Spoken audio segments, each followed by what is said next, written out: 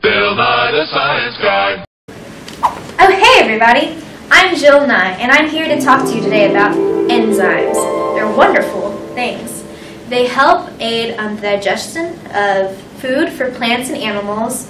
They provide energy from stored resources, and they help spiders murder and eat fish.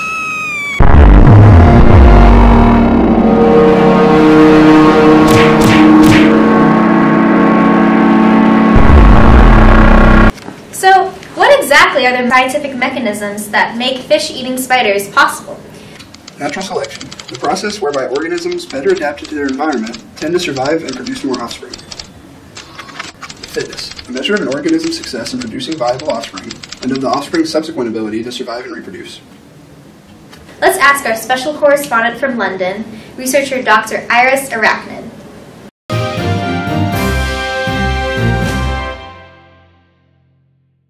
Start off by explaining why spiders need to eat fish in the first place. Fish meat is highly attractive to spiders due to their immense protein content, which normal spider prey don't have. Spiders may choose to eat fish meat instead of insects during mating season when they especially need extra energy.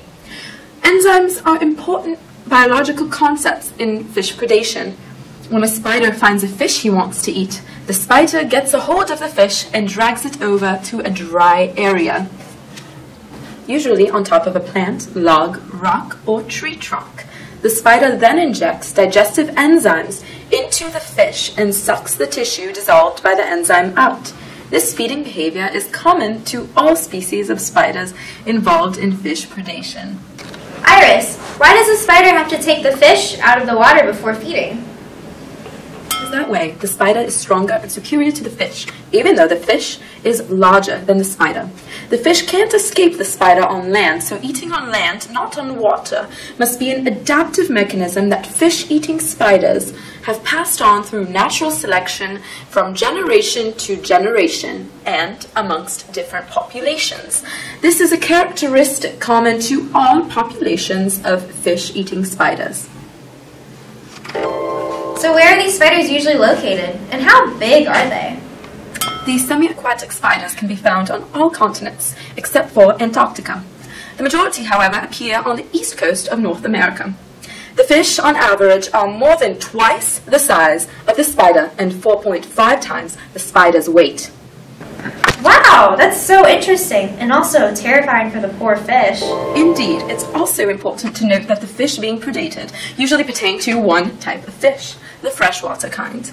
This implies that natural selection as well as the concepts of fitness and adaptations also play a key role in the spider's choice to eat these fish specifically.